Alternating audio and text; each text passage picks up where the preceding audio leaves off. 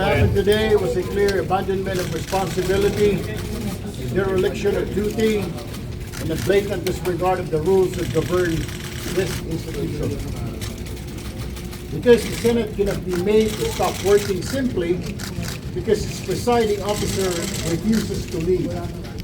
Under Rule 14, Section 41, the rules of the Senate President may postpone the holding of the session after consultation with the majority leader and the minority leader. That rule was violated. This is not merely a procedural lapse.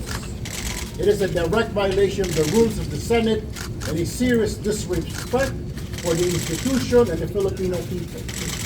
Senate President Alan Peter Cayetano should resign, as he has shown that he cannot function as the leader of the Senate anymore.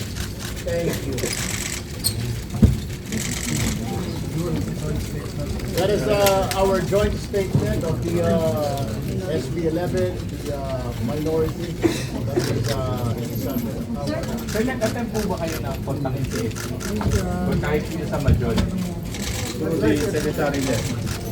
So ano expectation tomorrow? Magkakaroon pa ba ng session o wala na? We'll be here because it's our duty. And we appeal to all our colleagues. They should attend session. It is their duty. Binabayaran tayo ng taong bayan para magtrabaho, para mag-legislate. Hindi para mag-absent lamang at magbulakbol. Sir, last session day niyo na bukas. Paano po tomorrow, last session day na po? Every day, ang Senate gumagastos ng 25 million sa kuryente, sa utilities, sa sweldo, pero walang session nangyari. Walang batas na na-approve, walang resolution na-approve, pati mga confirmation ng mga military personnel natin hindi na-confirm.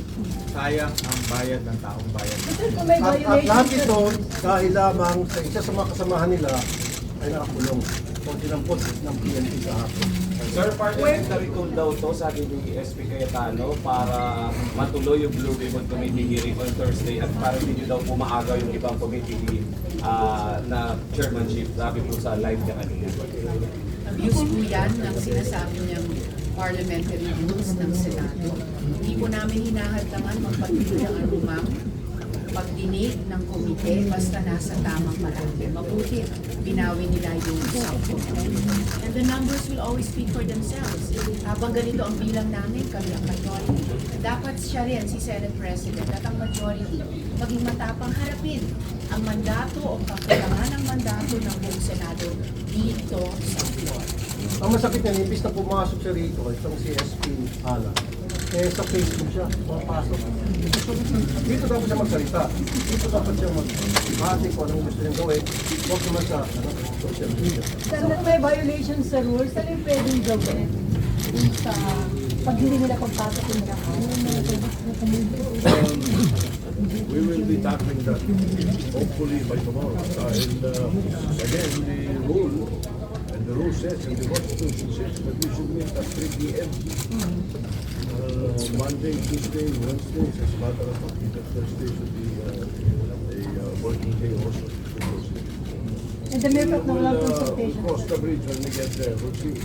At hinihiling po namin sa mga kasama namin na nagmamahal pa po sa Senado, nais magtrabaho para sa taong bayan. Pumasok po bukas, magkita-kita tayo dito, pwedeng pagdibatihan kahit anong bagay, pwede pong pag-usapan kahit anong bagay, dito po kami magdiskusyonan. Dahil nandito po tayo para magtrabaho. Hinihikayat po namin lahat ng kasama namin na nagmamahal pa dito po sa Senado, pumasok tayo bukas, magtrabaho tayo para sa taong bayan. At hinahabol ko si Alan Peter Cayetano. Kung matapang ka, pumunta ka dito bukas. Otherwise, tuwag ka. Sir, if they will still not show up tomorrow, mag-a-adjourn without saying anything? Tingnan natin. That's why we're appealing to our colleagues, sa mga kasama natin.